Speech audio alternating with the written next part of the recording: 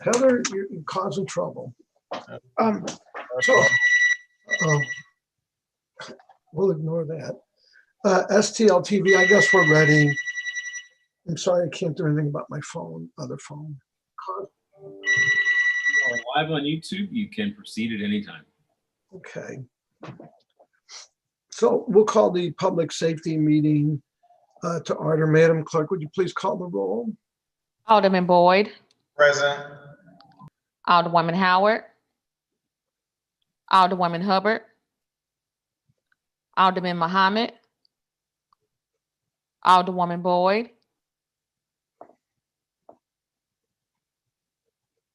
She's there somewhere. Alderwoman Clark Hubbard, Chairman Vaccaro, Present. Alderwoman Howard, Alderwoman Hubbard, Alderman Muhammad, Alderwoman Boyd, Oh, that's interesting. There she is. There's Alderwoman Boyd. Here. thank you, Alderwoman Clark Hubbard. 3 present, quorum is not established. That's okay. We might get one as we go along. I would say, Heather, if you, well, we got to do some other business first. I'm sorry. Anyway, so I would need approval of the minutes of the November 5th. Chairman, meeting. you We don't have quorum. Oh, that's right. You're right. So, and hopefully the clerk's trying to get some of the other people to join in. And we'll save excused aldermen to the end. Alderwoman Navarro, are you okay with us starting, or with the 3 of us, or? Yes, Mr. Chairman, I think that's okay, especially because this is being recorded, so the other committee members can watch it later as well. Okay, well, then we'll go ahead and start. Do you want to start with 162 or 163 first? Well, so 162 and 163, especially since we're not going to vote on them today, they're both about electrical vehicle charging. So I've got a presentation lined up, and so it'll be about both of them essentially, if that's okay. Okay, we have a quorum now. I see Alderwoman Hubbard, Tamika Hubbard. Good morning, Tamika.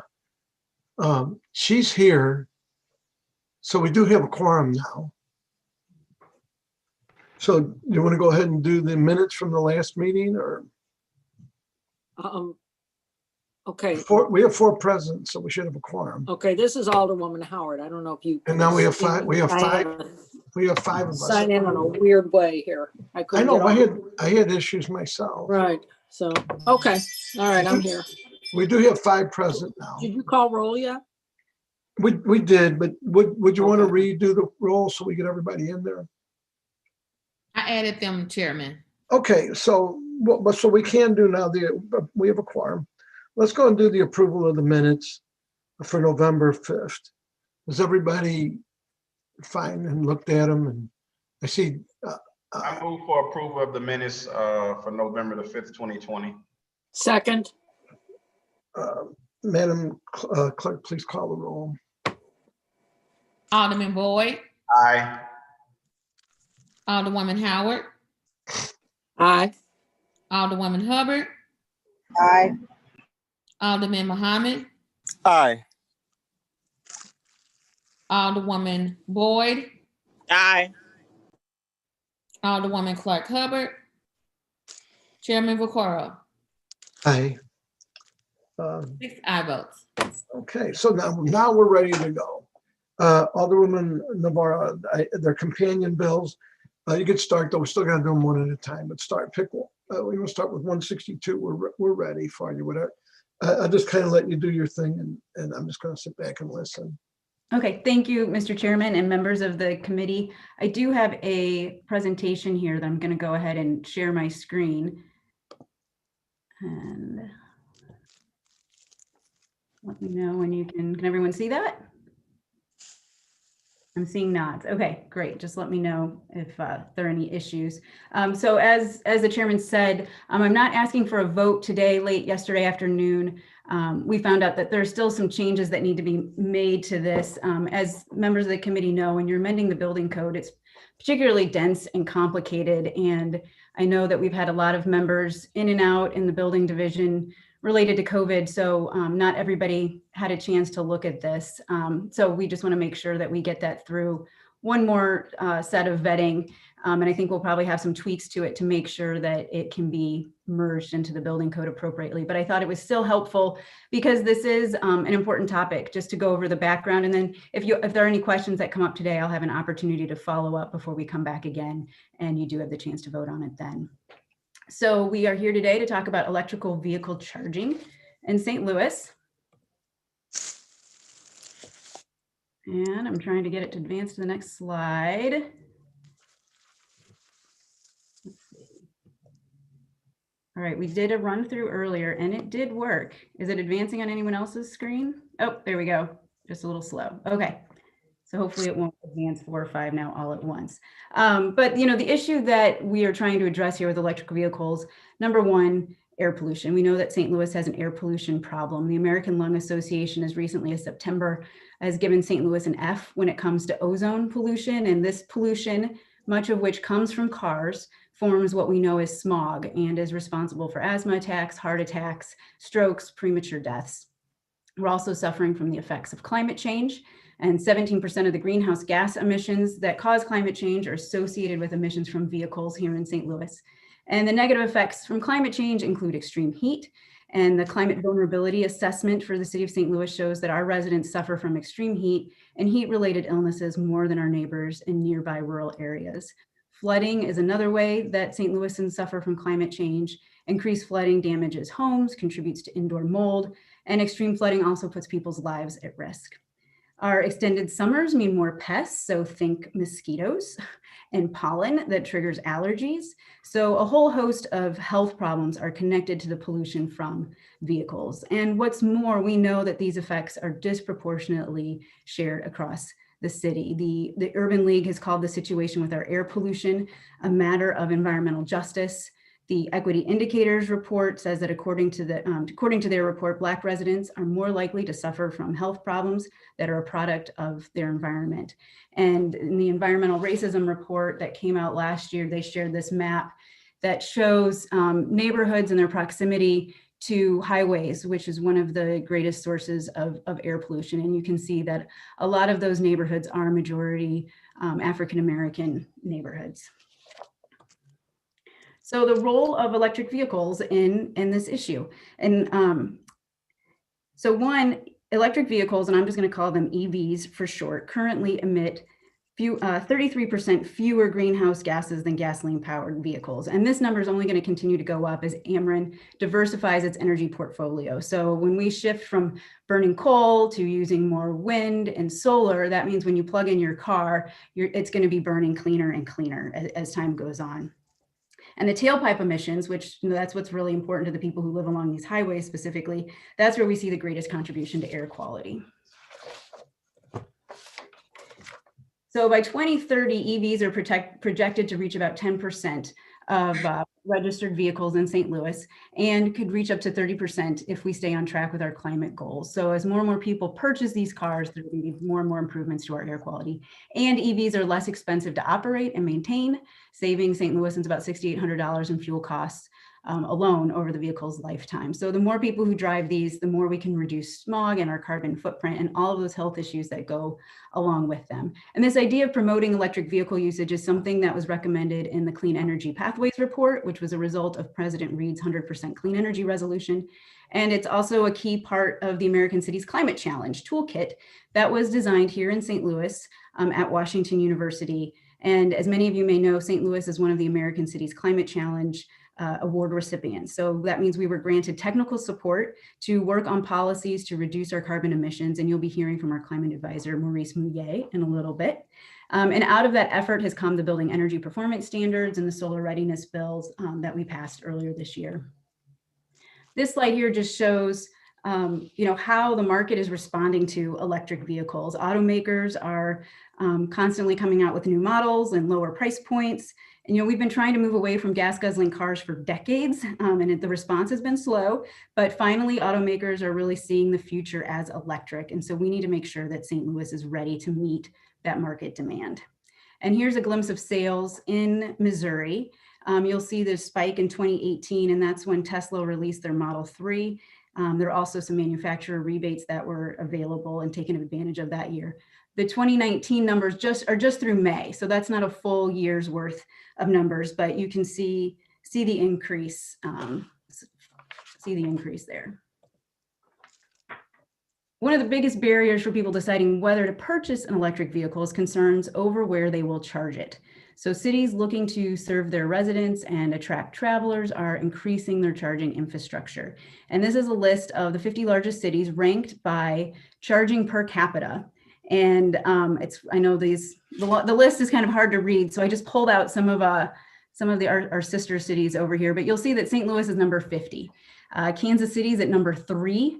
You've got Atlanta, 14, Minneapolis, 28, Chicago, 35, Indianapolis, Milwaukee, Louisville, Memphis, all of them are doing better than St. Louis is doing. And when you think about people who are driving through the Midwest, or they're looking for a day trip or a weekend getaway, and the first thing they're going to do is figure out, if they've got an EV, they want to know where can they charge.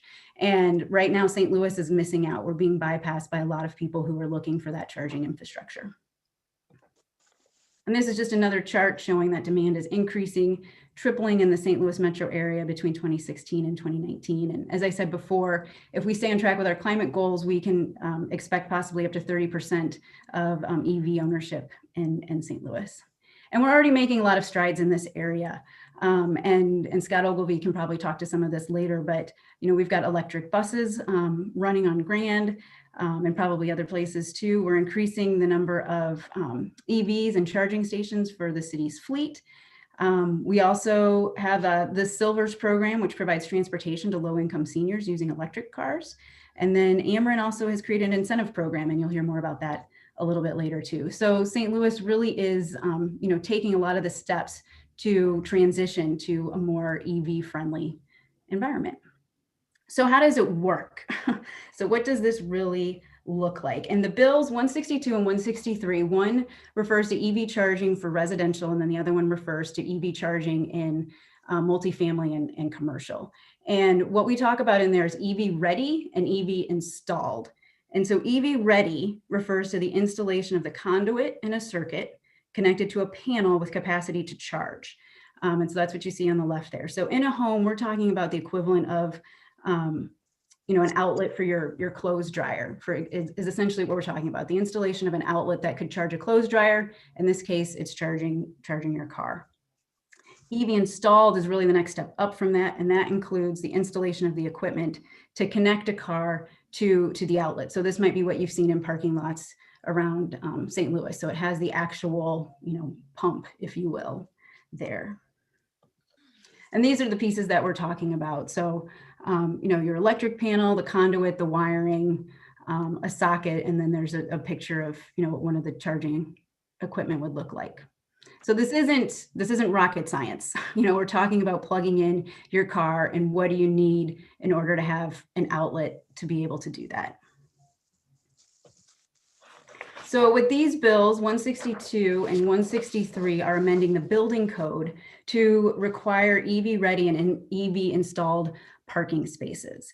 And those requirements are dependent on a couple of things. One, so building type. So residential, so single family home up to 3 family would have one requirement of how many EV ready spaces they would need to have. And then looking at multifamily and commercial, another requirement for EV ready and EV installed spaces. And the number required or the percentage required would depend on the size of the parking lot for multifamily and commercial.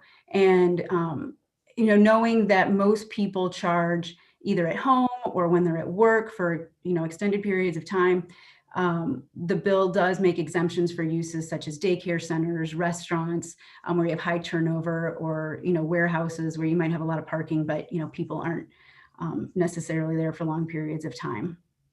And there's also an exemption in the single family. If you've got a garage or a carport or some sort of off-street parking that's 50 feet or more away from the home, then these requirements wouldn't apply, because we understand that's a lot more work to get the electricity out to wherever it is that you're going. And these are some of the things when we come back with some amendments, these are just some of the things that we're looking at and tweaking. We want to make sure we've got all those use codes correct, and that the timelines, we just want to double check all of those too before we come back and ask for a vote. But this is essentially the framework of the bill, is having a certain number of spaces that would be EV ready or EV installed based on the building type and the size of the parking lot.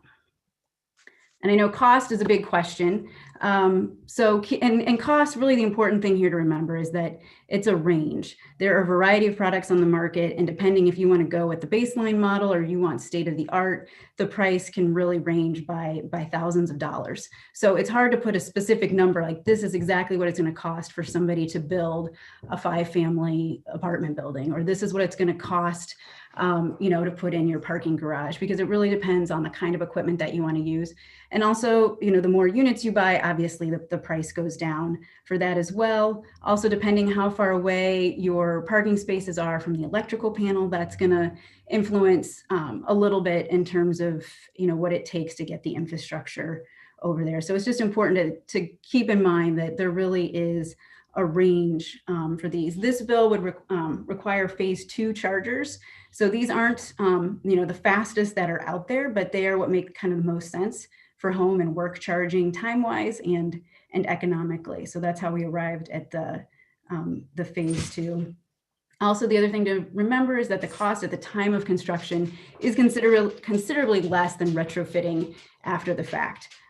Which makes a lot of sense. And so that's why this bill is aimed at new construction and phase 3 renovation. So essentially, when you're doing a gut rehab down to the studs, that's when it's easiest and most cost effective to go in and put this wiring in. So specifically, looking at single family, for example, during construction, we're looking at, the cost that we've gotten back are, under $400, to put in the basic infrastructure here. If you have to go in and do it after the fact, so this is a retrofit cost, then you're looking at up to $1,200. So it is quite a savings to do it at construction. And then these are the estimates we have on the commercial side. So wall-mounted chargers can really vary depending on how much you want to spend. So, we've got some estimates here. $750, I've heard up to, several $1,000s if you want the state-of-the-art equipment. So these requirements, again, would only kick in after a certain number of spaces are there. So for a multifamily with, 5 to 20 spaces, you'd be looking at 1 EV ready space. So that's not with any equipment. EV installed, which is with the equipment.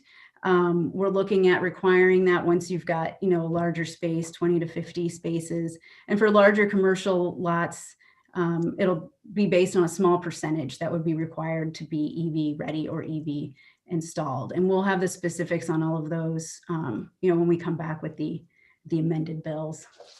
And like I said, there is an Ameren rebate. I'll let Patrick Brown talk a little bit more about that. But I do just want to share with you some of the supporters so far that have been involved here.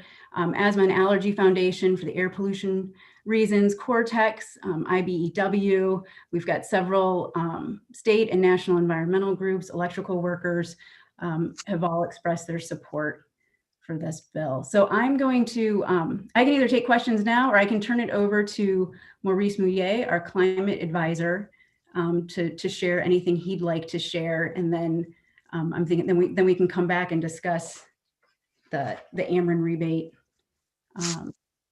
a little bit later, if that's okay. I'll stop sharing. Sure. Okay. I guess rather than go in order, does any of the committee members have a question? If we do, we'll do it. If not, we can wait. Any committee members have a question? I have questions, but I'll just wait till the full presentation is presented. Thank you. Okay, so Alderwoman Navarro, you can just go ahead and keep going. And if any of the committee members do have something, jump in. Otherwise, we'll go down the order. So Alderwoman Navarro, you're back on. Okay, great. Well, I will ask Maurice Mouillet, our climate advisor, to share any additional information he would like to. Right. Thank you, Alderwoman Navarro, and thank you, Committee Head Alderman Vaccaro, for having me here today. So as Alderwoman Navarro said, I'm the climate advisor for the city of St. Louis. I'm here through the American Cities Climate Challenge. I've worked closely with Scott, Commissioner Frank, and also my colleague Kelly Blinn, who's also on the line. But I just want to go over a couple aspects to further talk about what Alderwoman Navarro was talked about in her presentation. And I'll basically kind of go over more of the technical aspect. So, this is a suite of products that I think, really began from when in 2018, the city adopted the International Energy Conservation Code, right? That was ahead of the curve. Not many cities lead in adopting the current year code. And since then, we've had the Building Energy Performance Standard. We've also had Solar Ready. And now we're here to you presenting EV Ready. A couple of things regarding the marketplace and what this means, what we're doing in the city, and I'll explain a program, the Silvers program. So, for example, the Ford plant in Kansas City, Missouri, that produces F-150s and also the Ford Transit van, they announced this week that they're going to produce the electric Ford Transit in Missouri at that plant. So we're going to even have electric vehicles produced in the state of Missouri that we can use in city departments like Commissioner Frank Oswald's department, Commissioner Amos's department, streets, and many other departments. And that's going to be produced here in Missouri and available for sale in 2021. So I just wanted to put that out there. Also, too, we've worked with the IBEW developers and contractors and others with regard to costs. And in the city of St. Louis, at Local 1, IBEW Local 1, they have developed an electric vehicle training program. So training electricians on how to install this equipment, that training was developed here in the city of St. Louis. So that's also important to know that we lead in other ways, and Alderwoman Navarro is trying to get us to lead in some additional ways, right? In what city government can do. We're also electrifying the municipal fleet. So we're working with Commissioner Ernst, Commissioner Amos to electrify vehicles in the fleet and do it in a cost-effective manner with some funding from the VW trust funds that are administered by the state of Missouri. So this also shows how the city in operation is actually doing this work already. And that work should continue to take place over the rest of this year and into next year and ongoing. Also, I do want to note that Commissioner Oswald, he actually has a plug-in hybrid, right? And he bought one a couple months back, and there's no place for him to charge it right now. So it would be nice, in the future, he can have a place to charge those vehicles and future vehicles that the city plans to purchase. There are even employees at City Hall that have electric vehicles. Right now, they cannot charge those vehicles, but we're working to also make that a reality. And also, I'll end with two other things. Panel capacity, the chart that Alderwoman Navarro showed you, if you look at it, it shows that panel capacity needs to exist.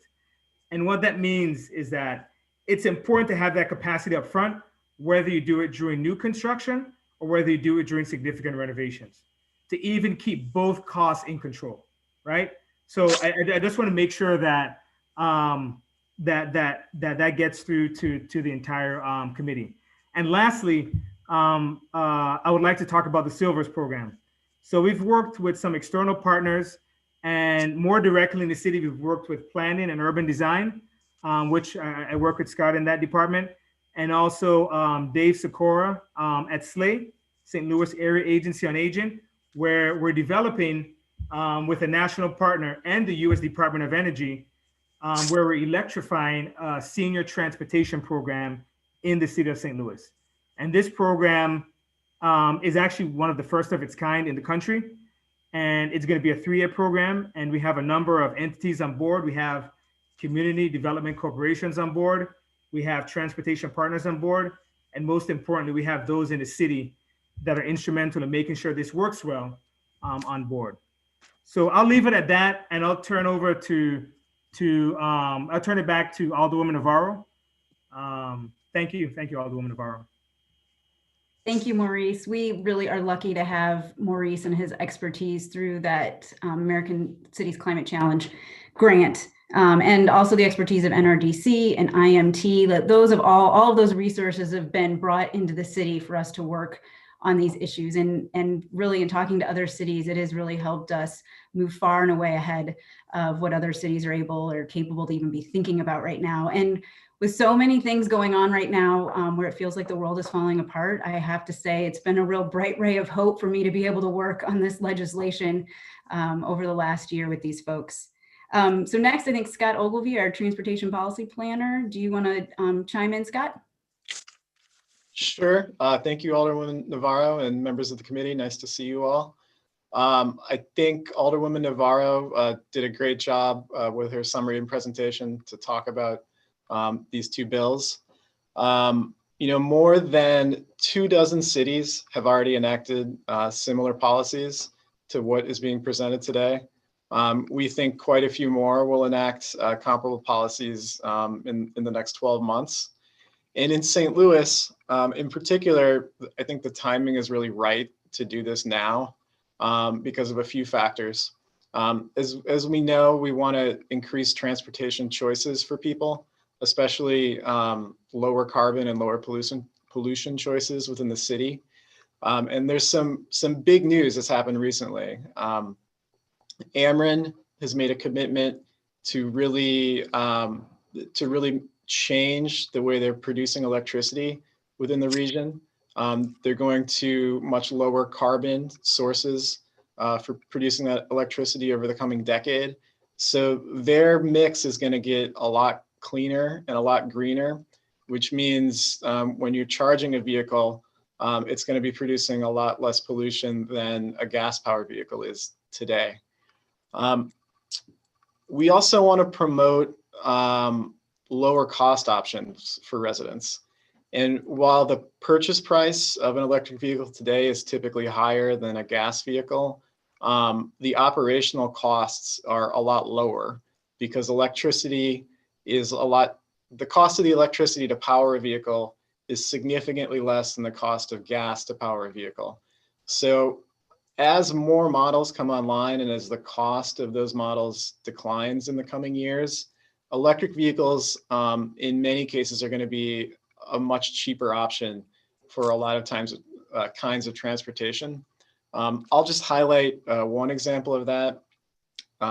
Metro is purchasing electric buses for the Grand 70 line, and they've begun to take delivery of those buses now, and they'll be operating in the spring. Sometime this spring, the Grand 70 will be 100% electric with 60-foot articulated EV buses.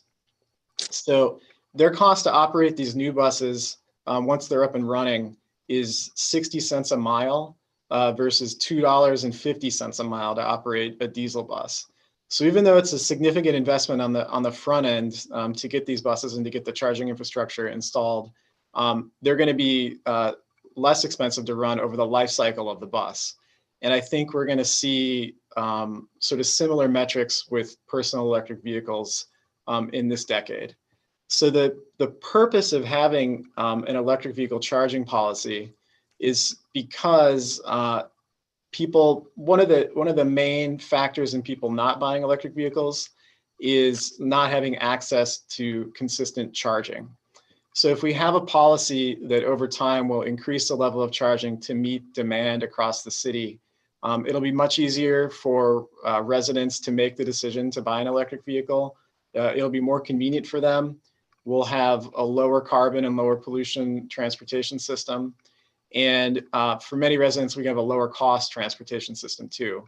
But we can't get that if we don't have charging available. It's very easy to buy a gas powered car right now because it's easy to find a gas station to fuel up. But a big deterrent to electric vehicle purchases remains the challenges of finding charging. I'll mention another policy which makes the timing of these bills, I think, really good. And I think Patrick Brown will touch on this too.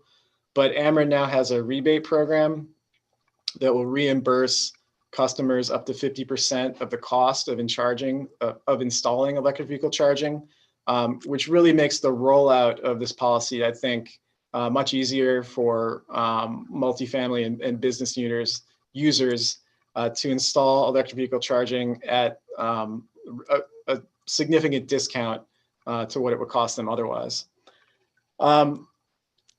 There are already some developers installing electric vehicle charging within the city, but we want to ensure that that charging is distributed across all 62 square miles of the city.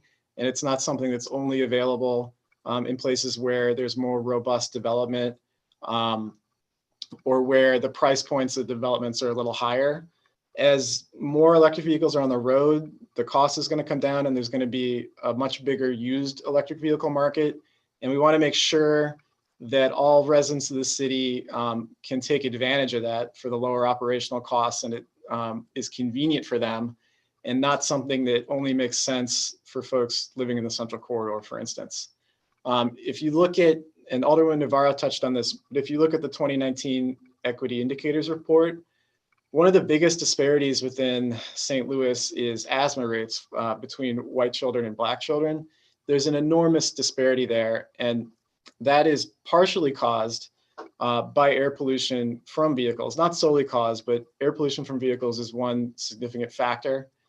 If you look at the daily air pollution within the city, we saw some of our lowest rates of air pollution over the last 25 years were this spring, when transportation volumes really declined as people stopped driving and were working from home because of the pandemic. And it was, I live right by 64 within feet of the highway. And there was I'd say a tangible difference in air quality at my house. And it was the type of change in pollution emissions that you would see if we got to maybe 10 or 20% of our fleet being electric vehicles.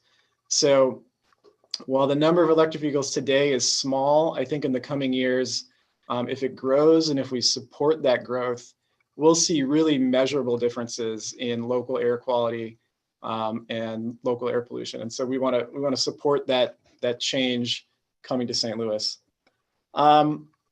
I'll touch, I think, very briefly on some of the details in the bills, and maybe Frank Oswald can follow up on this. But as Alderman Navarro mentioned, there's two bills. There's the amendment to the IRC, the International Residential Code, which covers 1 to 4 family structures.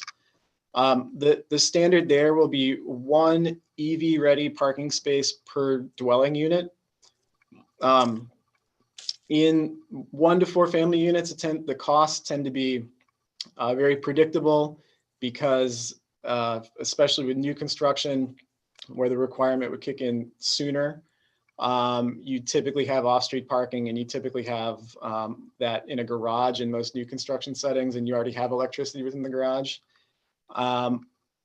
Moving forward, we'll add that requirement in a few years to level 3 renovations. So when places are getting gut rehabs, they'll add that electric vehicle charging. And that's really important because that is where most people charge. Most people charge at home. You need that access overnight to get the full charge. Then on the other bill, the IBC International Building Code bill, there are use groups within the IBC which are a little different than zoning categories. And so they regulate, there's different standards for construction for different types of uses. And because the building division will administer this, we used the IBC as a standard for deciding where electric vehicle charging will be required and where it will not be required. And the most critical places for it to be required are one, multifamily housing. This is especially important because if you're renting an apartment in a larger building, if that charging isn't there, you're not going to have access to it because you don't have the ability to go on your own, add that charging to the building. So that's where the highest requirement is because we'll see the highest usage there. And then there's also a requirement for a variety of commercial use types, but not all commercial use types. So it tends to be places where that are open to the public, that have larger parking lots, and where people will be for a more extended period of time, so they might use the charging.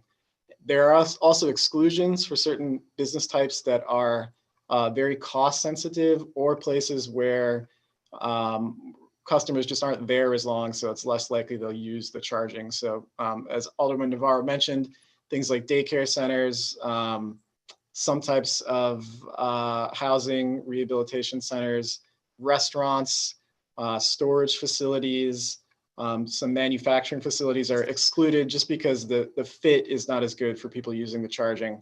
And we want to also just we've really tried to size this bill to provide the right amount of charging without undue costs on property owners and developers, because we know we're, a cost sensitive market. So we want to get it right and not just pick a number out of thin air that will sort of oversupply the market. We want to meet what we realistically think the demand is going to be over the next decade. So that's my summary. Thanks for the chance to speak on this. I really appreciated the chance to work on this with Maurice, the building division, and NRDC. They've really provided a lot of assistance to get us here. So thanks everyone, and back to you, Alderwoman Navarro. Thank you, Scott, and thank you for all of your hard work on this. I don't know if Frank, if you wanted to add anything to that or be available for questions, but I just want to give you a chance as well from the building division if you'd like to add anything. I'm sorry. Mute. Oh, no, okay. I'm there now. So I would say again, if I would ask the vice chairman, if you can kind of take over for a second. I got something else that came in that I have to do for a quick. I'm going to listen, but if you could take over for a minute, I'd appreciate it. Gotcha. Okay, Frank Oswald, we're to you. Back to you. Okay. Thanks, everybody. The only thing I really wanted to say today was that I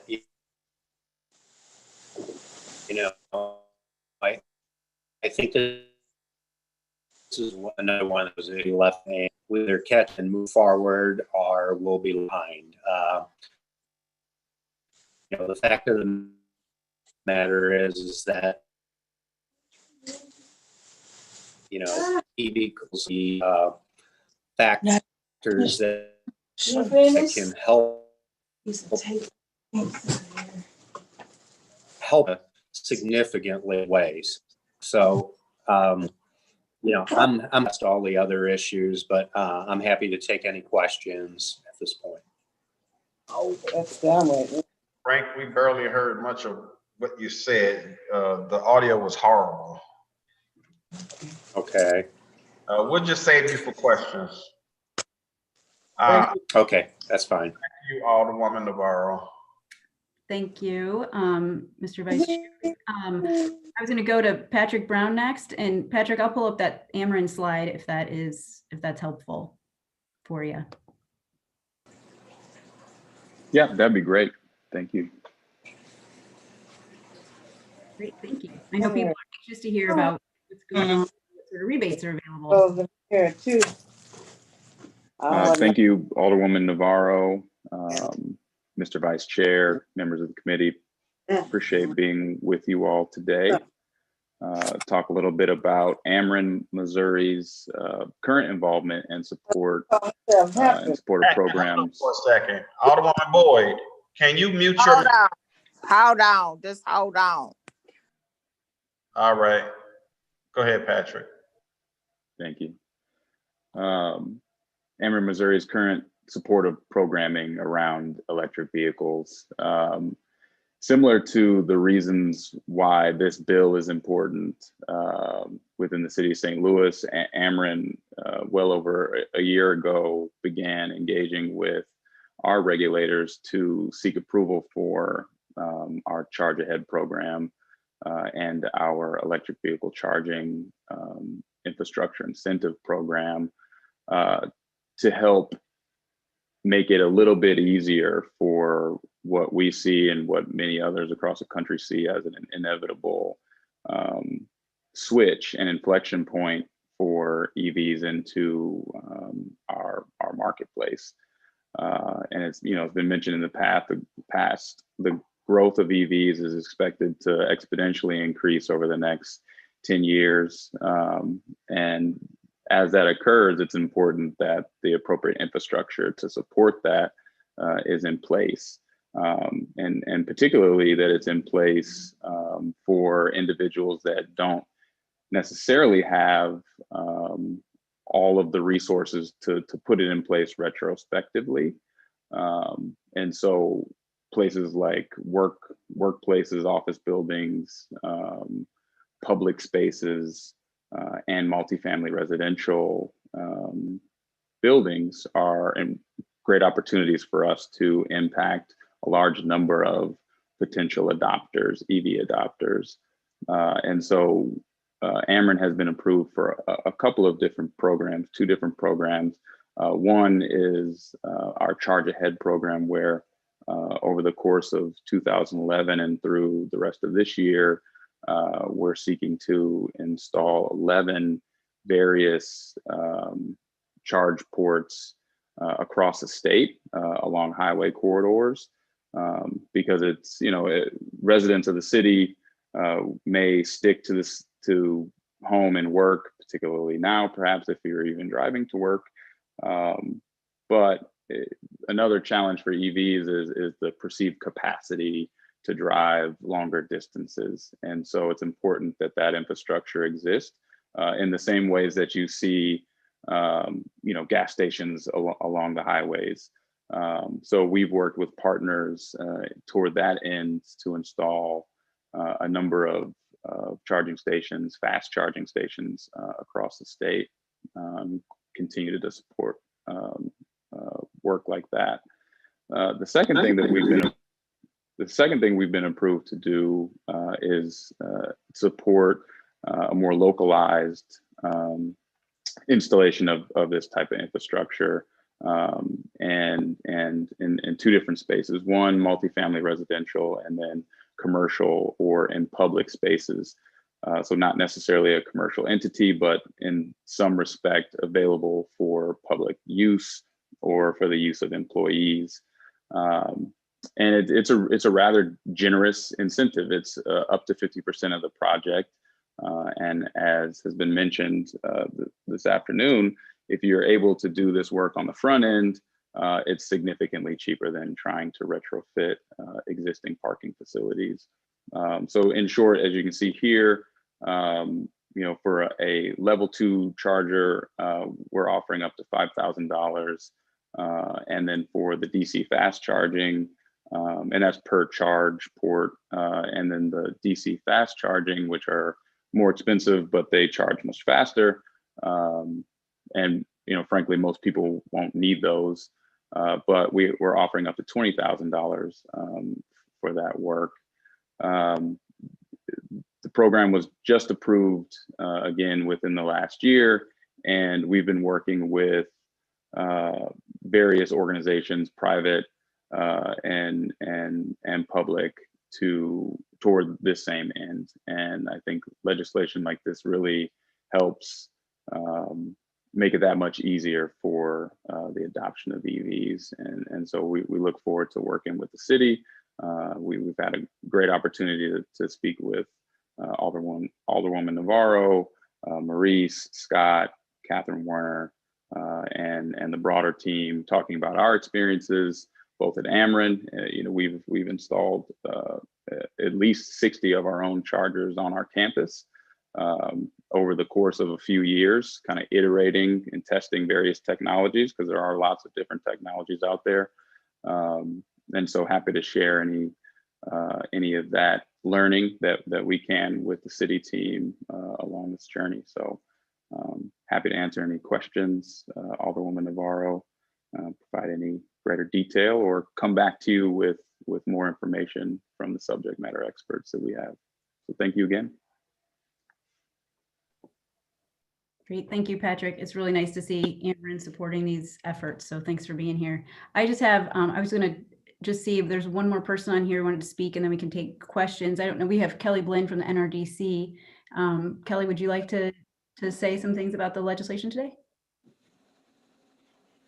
I can just say quickly, I think Scott mentioned that St. Louis is definitely a good company here. A lot of cities around the country have already implemented ordinances like these, and many more are on the path to do so.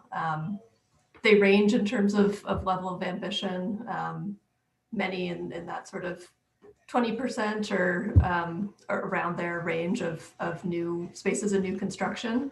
And it really is one of the major levers that we see as being available to cities to help prepare for a future of electrified transportation and ensure that the benefits are broadly shared, and to do it in a cost-effective way for the city and for everyone. This is a way to really best leverage private investment at a time when it's most cost-effective to put this infrastructure in. So really excited to see the city taking this up, and happy to help answer questions as they come up.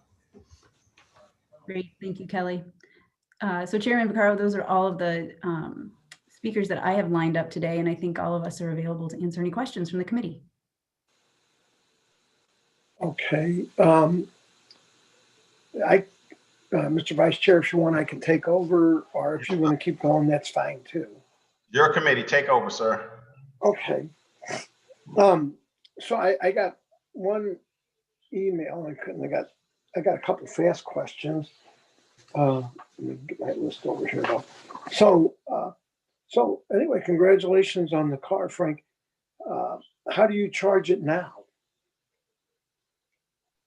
If he's still here. He might have left us. Frank is on. He's under Maurice somehow. Yeah, so I'm just curious how he's charging that vehicle now. Like when somebody buys one of those cars, does he have a charging station or? In this particular case, what we have is a electric hybrid, which basically means you can plug it in, and it also, has a gas engine as well. It'll convert over. So what the gentleman who has this one assigned to him does is plug it in at home. So he just, has an electrical outlet. He plugs it in at home and charges it. So, I mean, so you can plug one of these into a regular, you can plug one in a regular outlet? You can plug them into a regular outlet. It's a lot slower, but our people are, they don't use the city car for personal use. So they come home at 5:30, they plug it in, and, it can be on the charger for 12 hours. It's no big deal. So. Okay. So then my next couple of questions, I mean, I don't have a real issue with this, but my next couple questions, and whoever can answer them in general. One, someone texted me and said, is this going to be required to be put in garages on new construction? Would be a question. Yeah, and anybody can answer. Yeah, go ahead. Go ahead. No, you're the expert. If your audio goes out, I'll pick up. I'm hardly the expert, but basically, yes, they are going to be required to be put in the garage, and it makes a whole lot of sense. The bulk of our newer homes that are being built in the city of St. Louis, have attached garages or a tuck under garage, even if it's just a few feet away out by the alley. At the time that you're doing construction, you want to go ahead and, put that line in right at that particular time. It's like everybody was saying, it's by far the most reasonable time to do it. And it's really not that big of a deal. It's not that hard. So I think what they're getting at, what if you're going to just rehab your garage, maybe it fell apart, maybe whatever. Are they going to be required at that point to put that in? Say I got to put a new roof on it or whatever. I got to do work to the garage. The city, God forbid, cites me and tells me my garage is a disaster and I got to fix it. Am I required at that point to put in that kind of the charging station? No, if you're doing repair work to your garage, and that's what most of these things are going to be, unless you actually tear your garage down for or it's condemned or something like that, you're not going to be required. No. Okay, then the other questions, and certainly leave it open to anybody. And I'm just kind of going off of things that were sent. Let me look. So in a multifamily, one of the units is going to be required to have this. The owner of the building, who's going to pay the electric, or do they charge so much a minute for, would that be something where there's a provision for the owner of the complex to be able to charge per minute while you're charging, or you just get to charge there for free on their dime? Anybody?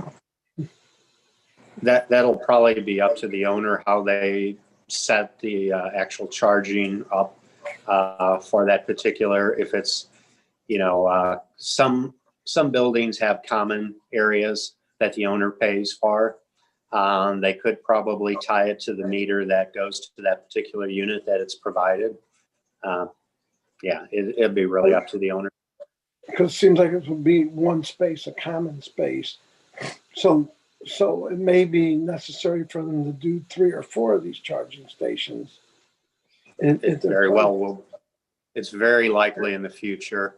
Okay. I would be shocked in 20 years if you don't have a lot of that going on. Yes. Okay. Then the other thing that,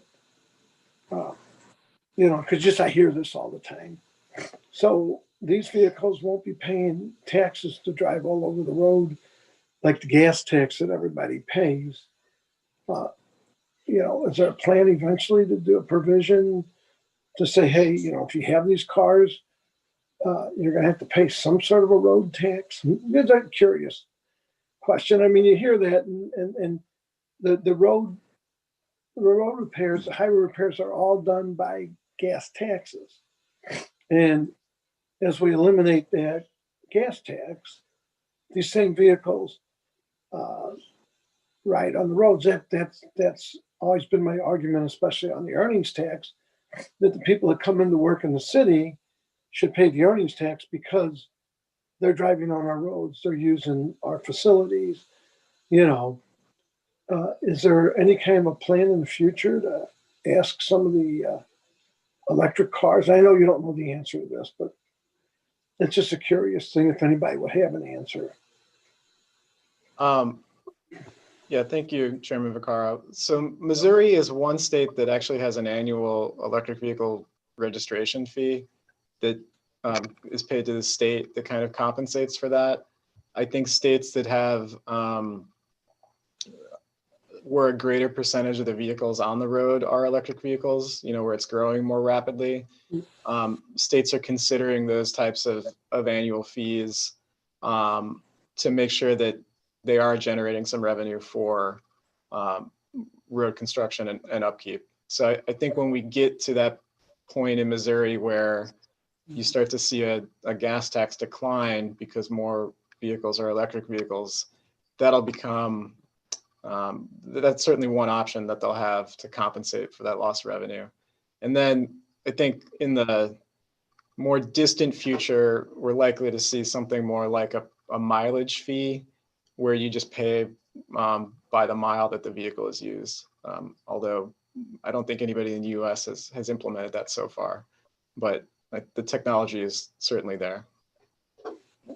Okay, them are just more curious. I don't have an issue with the bill and the sponsor of the bill. These were just, people were texting me stuff, and these were questions that I was asked, although the road thing was my own question. Anyway, thank you. I'll just go down the list. Vice Chairman Boyd, and I'll mute myself here. Thank you for the presentation. Alderman Navarro, I'm kind of curious. I was impressed. KC ranked number 3. What are they doing exactly that puts them so far ahead of St. Louis, who's 50?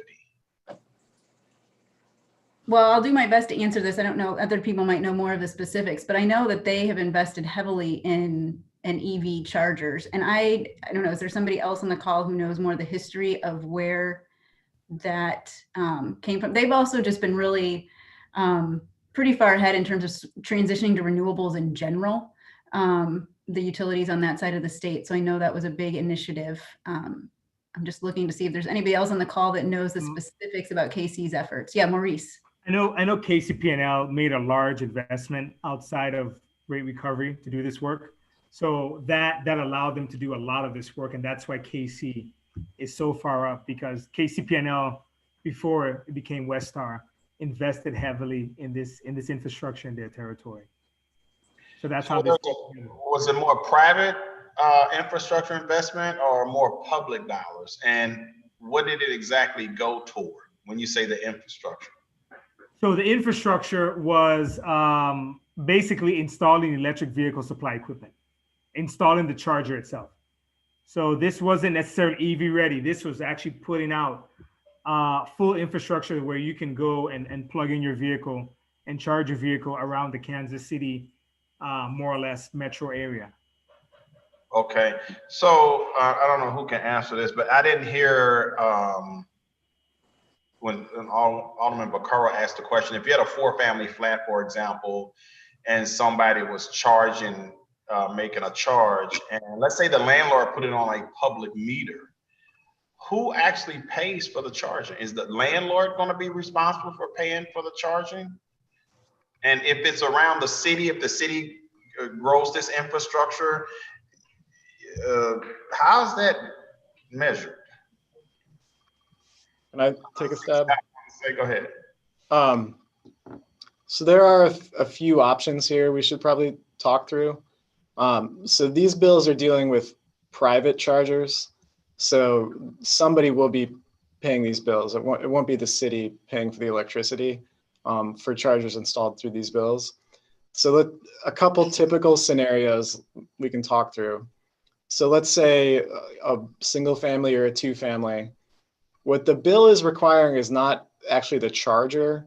It's just requiring the electrical capacity so that the homeowner or the tenant can easily install a charger if they have an electric vehicle. So it's getting ready for when that person buys an electric vehicle, they can easily add a charger.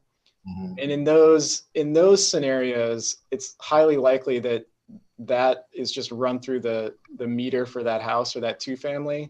And so they'll just be paying a little extra on their monthly electric bill. That's a pretty common scenario. Okay, so you wouldn't be just installing one piece of conduit that everybody share. If you had a 4-family, it'd be 4 separate pieces of conduit, and you would just basically connect it to that meter for that particular unit. Exactly. Now, in scenarios, let's say a 100-unit building, which we're seeing, quite a few constructed.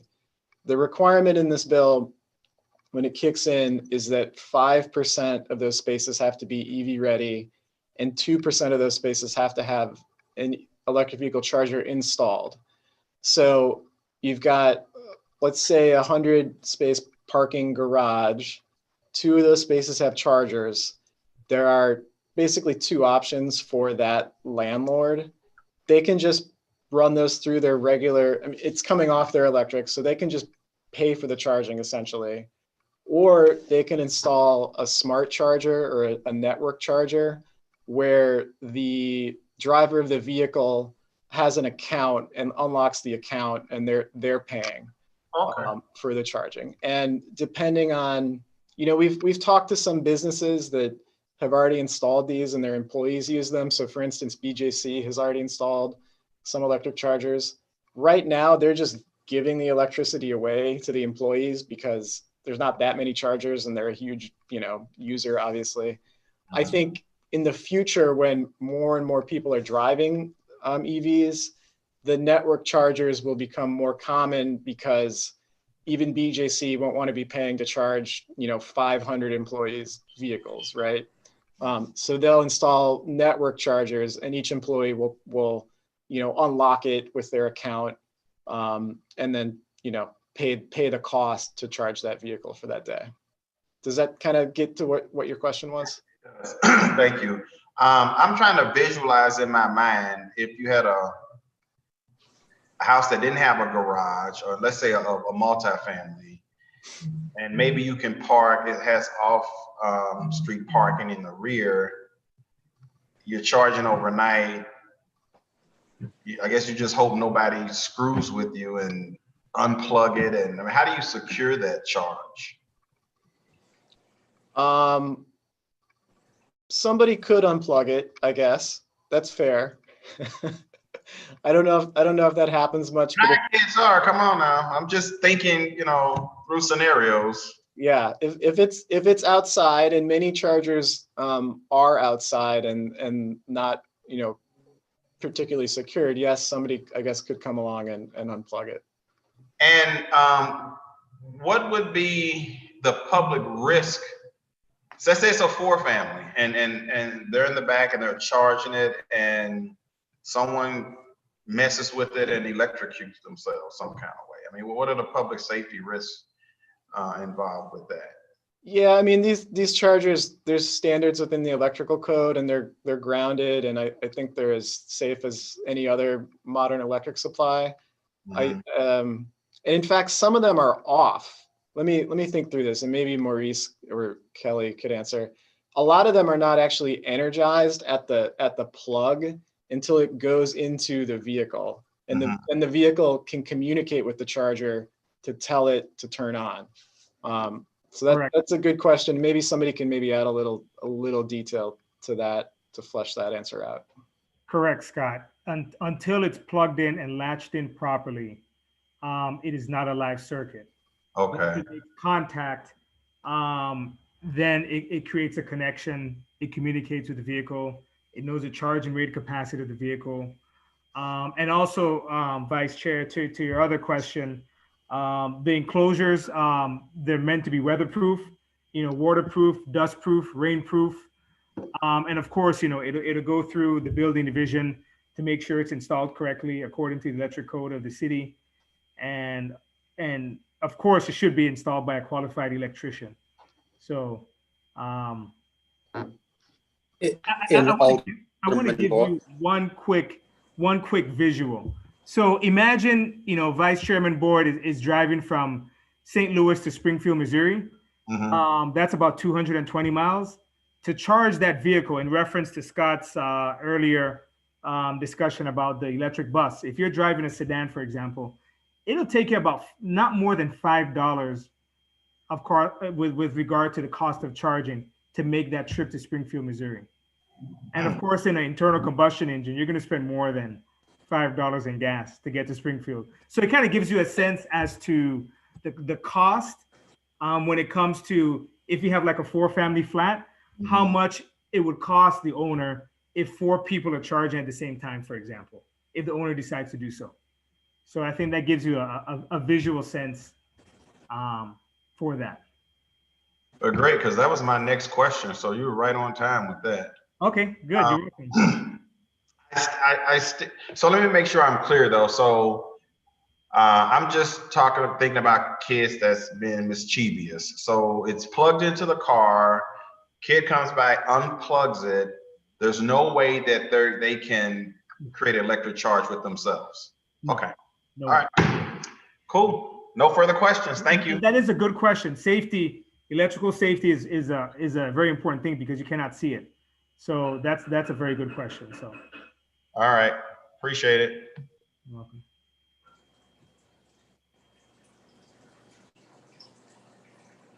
Okay, I'm sorry. Let me just go down the list. Alderwoman Carol Howard. I'd like to thank everyone for their detailed presentation. I think this is a very good thing to looking forward. And I have no further questions. I appreciate the detail. I guess that's why I don't have any questions. So thank you so much. Thank you. Alderwoman Tamika Hubbard. Alderwoman Hubbard, are you still with us? Or she might have had to drop off. And so we'll go to Alderman John Muhammad. Are you still with us, or did you have to drop off?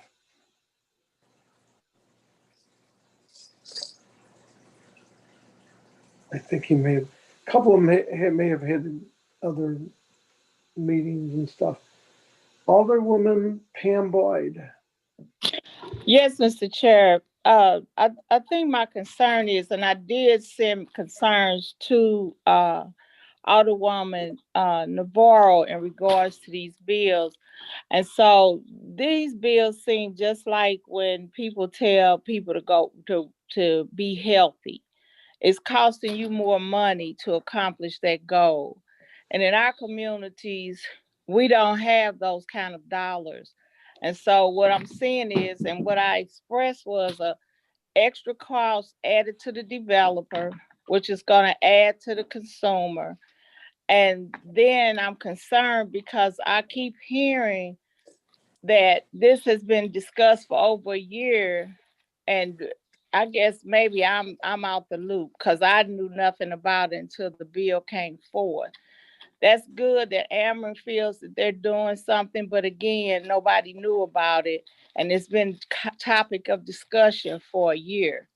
So when I hear people say racial equity, I just think that's the new word that people are using, and it's not really applying to my community because I'm just concerned on how many pilots have you tried in North St. Louis with these plugs. And so, that's my concern. The cost of what it's going to cost the community of people that's going to buy. We struggle enough to bring developers into our community. And now we're talking about adding other costs to those projects that's going to transfer those costs to the consumers. And then with our communities having the highest asthma numbers. So where have we did a testing or pilot in those in North St. Louis to see how that helps us in any way? So that's my concern in regards to this bill. And I did see from the HBA their concerns, and it was pretty much my concerns. And I did send those questions to Alderwoman Navarro. So I think it would be very cordial if we were privy to these conversations prior to this bill coming to us. So that's, just my concern. That's all I have. Thank you. Thank you. And Alderwoman Clark Hubbard, I believe, is not with us today, and she's excused. I would just say if anyone else has any questions, jump in, or comments, even on the other side, if you want to jump in. Otherwise, we'll probably move on and close the meeting, I guess. Mr. Chairman, just so that I'm clear, because we didn't really put a board. Oh, you know what? And I apologize. We still got the second board bill to deal with. Oh, okay. So we were just doing a 160. That was 162. I apologize.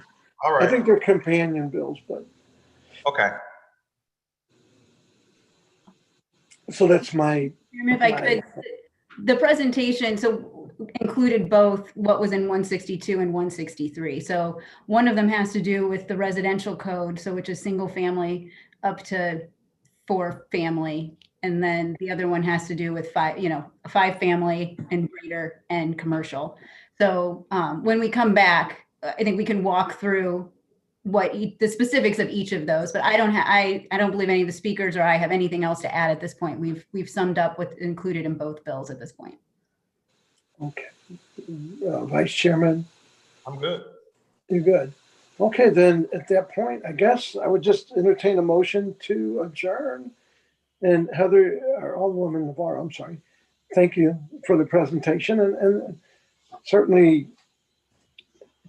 it seems doable. The only negative one I got was from the Home Builders Association, which I would share whenever we get ready to vote on this. But it seems like a reasonable bill. So anyway, so I would look for a motion to adjourn, actually, if someone wants to. I make a motion to adjourn. I'm sorry. Alderwoman Navarro, what did you had something? Well, Mr. Chairman, I just wanted to address one of the things that Alderwoman Boyd brought up in terms of the conversations going on for the past year. Would it be okay if I just address that quickly? Sure. What I was referring to is that we've had this American Cities Climate Challenge grant now for some time, and there's been a team of folks looking at policy, various policies that we could implement to help St. Louis in terms of, the health issues with climate change, the greenhouse gas reduction emissions that we need to do as part of our response to climate change. And so that's what's been going on. So there's been a Clean Energy Advisory Board that's been convened. And they came up with the Clean Energy Pathways Report, which I referenced earlier. So there have been a variety of conversations going on. Now, it's not that this specific bill has been discussed for a year behind closed doors or anything like that. And I referenced the, Washington University put out their energy policy toolkit.